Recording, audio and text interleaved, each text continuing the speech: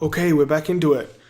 We're basically 1/3 of the way through the forest temple, the forest dungeon, and what we need to do is progress. We just finished a big block puzzle, and I got really curious about this particular switch here. I was wondering if I could turn it on or flick it by shooting my hook shot at it. And it doesn't seem to. I don't seem to have any better tools to turn it on with. So maybe we'll try a different set of tools when we get them. Might be one of those things we have to circle back and try with a different piece of equipment. Anyway, we were very interested in what was on the left, so let's turn to the right. There seems to be some sort of ladder here, so let's climb up the ladder. More confusing passages. Okay, so we have some enemies here. We have to take care of the enemies. I think I have my shield, my sword sheath, so I can use my shield. These jump attacks don't seem to be working. The jump attacks are probably not good for a very fast-moving enemy. And the little blue flame that was on it has gone away now. As you can see, my shield is inactive for me. Okay, we managed to get rid of it. Okay, so using the hook shot seems to give results. Stuns them, it seems. Right, we have 2 keys, and we have a locked door over here. And it seems we also have a switch, a silver switch above the door. Just moving around, having a look and see if there's anything here. Because the environment is very confusing, so they might be hiding something from us. It doesn't seem like they are. Alright, let's progress. So let's go through the door without flicking the switch. Whoa, okay, so it's some sort of like twisty room here. And the orientation of the room changes. We're about 90 degrees, 270 degrees or 90 degrees out of phase with the room before. It seems to be, yeah, it's about 90 degrees out of phase. It's to the right, twisted to the right. Lots of messages from Navi here.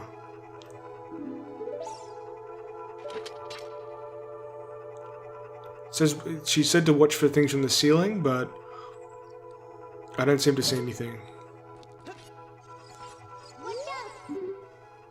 Let's see if we can use our slingshot on that. Slingshot? The hook shot. Okay, I seem to be hearing something. Whoop, there's a big shadow. Okay, that was a Wallmaster. Wallmasters are these big hands that come off from the ceiling and grab you and take you up. But when you kill them, they turn into smaller Wallmasters, which then grow into bigger Wallmasters, so you have to kill them very quickly. Alright, let's go through this door. Luckily we had enough keys. Okay, there's a passage here, and there seems to be a painting on the end of the wall. And when we approach the painting, the picture seems to disappear. Okay.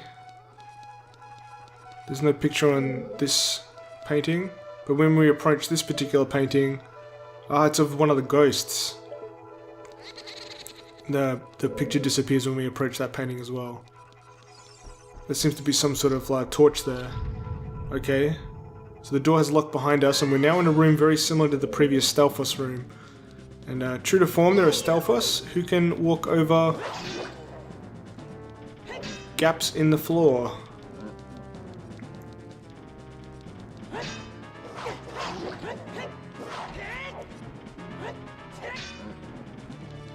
There's only one Stalfos here, though. I can't seem to remember if there was meant to be a second one. Okay, we killed that Stalfos. The floor dropped down. Oh, and 2 more Stalfos come out. Okay. This seems like a fair exchange for whatever is going to be in this room. Okay, we're halfway through our health now. Let's hope we can... Okay, it seems like doing an A attack with the big iron sword seems to be really paying dividends. Paying us a benefit.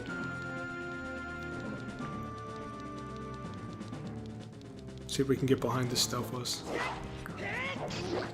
Okay, that was a good hit. We landed a good hit there. Make sure we're Z targeted.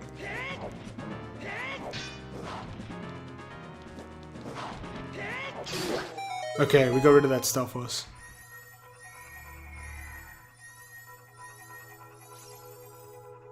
That was interesting to watch, actually. That was quite a good sword fight. See if we can open this chest.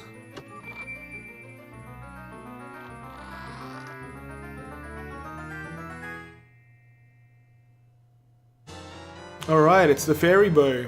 Okay, this must be the projectile weapon that we need in order to turn on that gold switch. This is pretty much one of the most useful weapons in the game, and we absolutely need it for the rest of the game. It's a very it's a weapon that we're going to be using over and over, so it's very critical that we get it in this dungeon. I think it's the reason why, despite any kind of sequence breaking that you want to do in this game, you have to go through this dungeon first. Big sword, but not able to hit those pots. We still don't have the compass yet, though. So we have the main weapon of the dungeon before we even have the compass.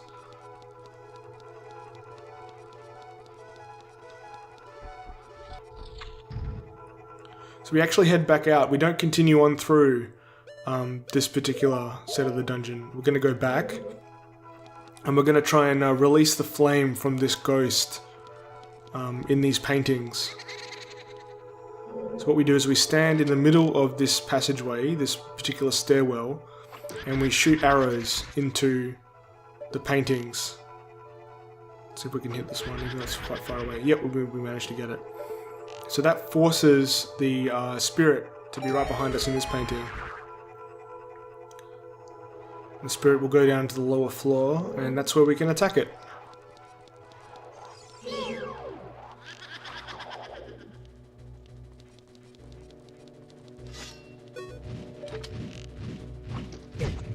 Okay, I seem to be having a bit of trouble here. Haven't quite figured out how to take care of this boss. This mini boss. Okay, that seems to work.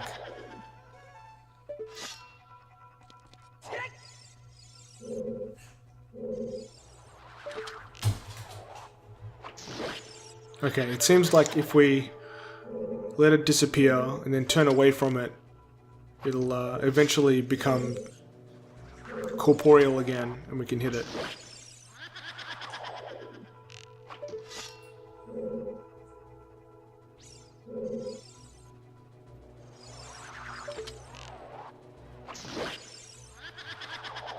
Quite a few hits needed.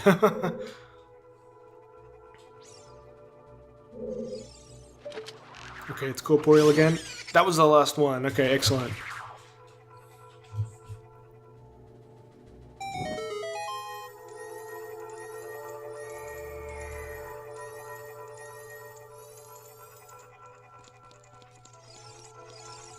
Go pick up those arrows. Then we open up this chest here. It's a key. Alright, excellent. It's going to be really useful.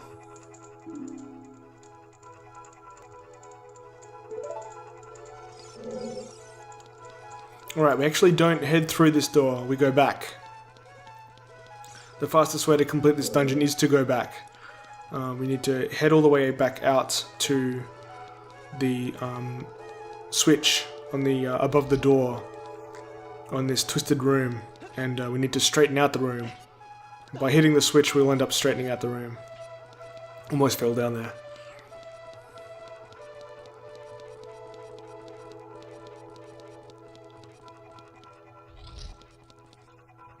Right. Oh, these enemies are back.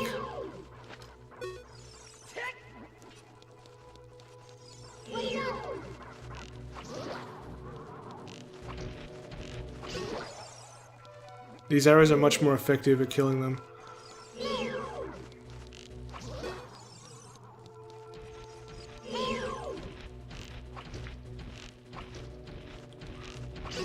If I can get a good hit in. Ended up using 7 arrows. Almost a third of our arrow quiver.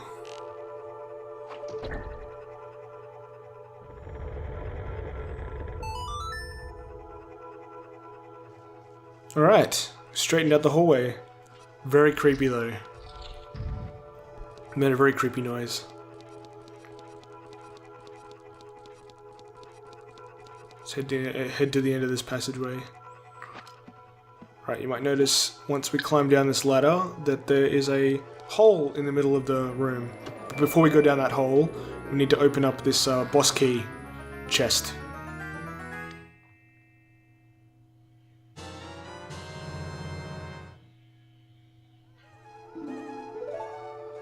Alright. Let's head down this hole. This takes us to another chamber.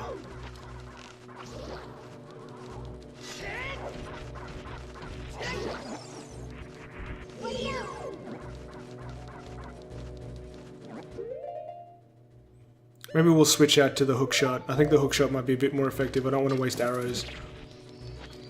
And they don't seem to move around once you've used the hookshot on them. Okay, the chamber's now opened. There wasn't any chests though.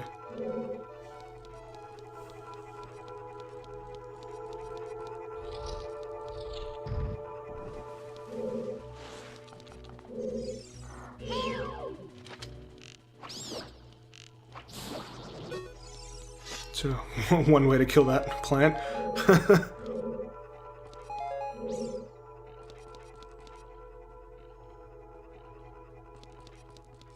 Okay, if we jump out to the end of this structure here, we should be able to get a special kind of treasure. And you should be able to hear what it is right now. Let's use our hookshot to get it. It's a gold sculpture.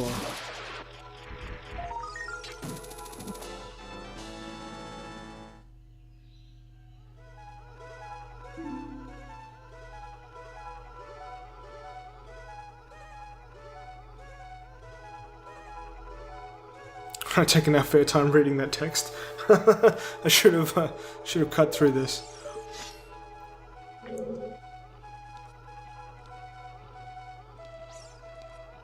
Gotta make sure we don't fall off, otherwise I'll have to circle back around again.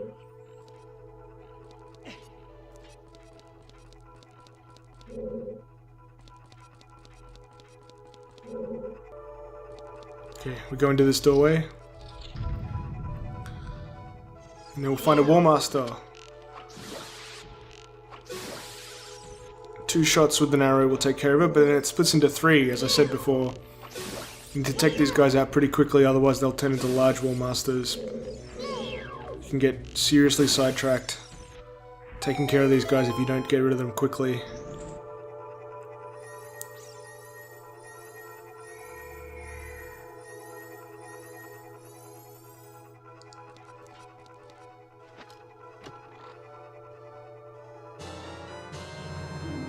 Alright, another small key. We're all keyed up.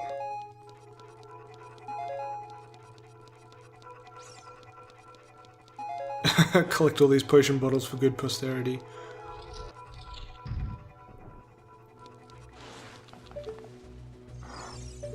For some reason I felt compelled to kill this Deku Baba again, even though it wasn't necessary. Lots of Deku nuts. Now we head into this door here.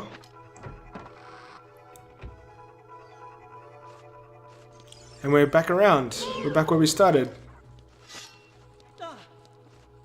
Back in this particular chamber of the dungeon. Getting the camera messed up. All right, we'll just ignore this particular enemy. Don't want to call it a boss. It's not a boss. All right, we're going to climb all the way back up to the top again, and basically head on through.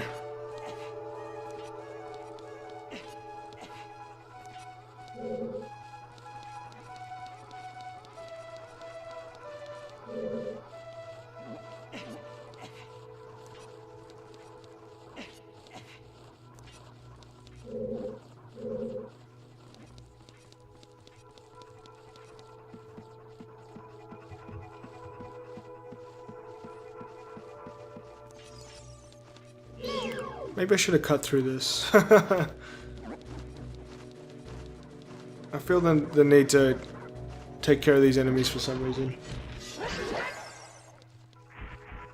Take care of these enemies for the 3rd time.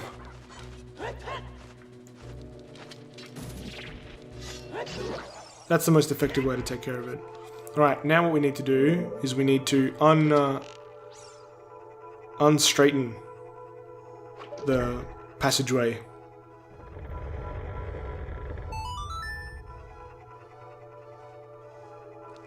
Okay, now the passageway is now curvy again. So we'll head through the passageway, and basically we end up going through the door on the other side of the Stalfos chamber that we were in before, the one that we turned our backs on and moved away from. This way we were able to hit all the different areas of the dungeon a lot faster instead of having to cycle around all the time. So we head down these staircases. Yeah, and that was a weird thing that I noticed before. I deliberately put that section in to show you a little weird artifact that I saw on the other side of the wall as I clipped through it. Not sure what that is. You can pause the video and have a look if you want. Not sure if that was a fairy or not. Okay, we've already taken care of these pots, so there's going to be nothing in them. Okay, we're now in a mirror chamber, like we were in the other room in the dungeon before. So we have to do exactly the same thing in this particular staircase chamber than we did just on the other side of the Stalfos room. See, there's the painting that we have to attack. So we stand in the middle of the staircase and we hit each. We just need to hit each painting again. So that painting has has gone away. Let's see if we can hit the corner of this painting. Alright, we did. Excellent.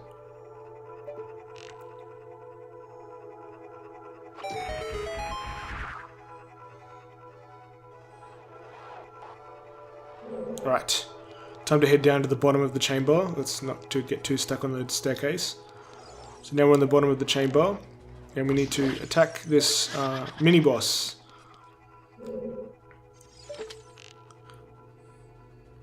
Somehow I feel like I was meant to trigger it a little bit differently, but I figured if I just stood in one area and waited, then it would eventually become corporeal again and I'd be able to hit it. Just need to hit it 5 times, I think. Some prime number.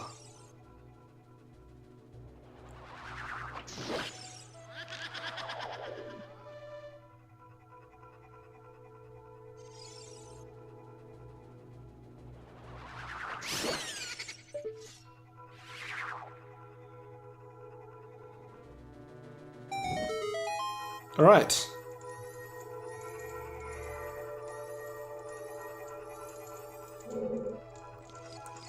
I think this might be the compass. This might give us a silver key, obviously.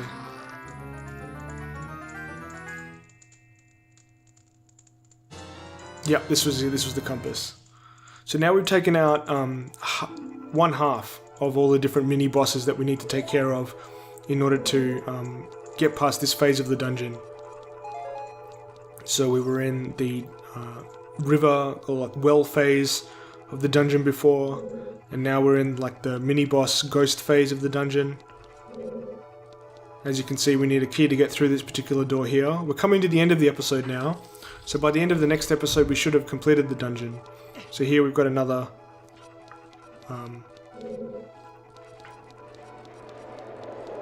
room that will change orientation depending on whether you flick a switch at the end of a hallway or not. There's the Wallmaster there. Those Wallmasters go away pretty quickly. Can't even remember how to get out of this room. I think I was convinced I could get rid of this Wallmaster, like I could attack it. I'm not sure if the guide told me whether I could or not, I'm not sure. But anyway, we climb up this particular staircase here on the right. Let me go through. As you can see, the chamber here is straight. These guys here seem to be a little bit easier to defeat. You can take care of them with one arrow.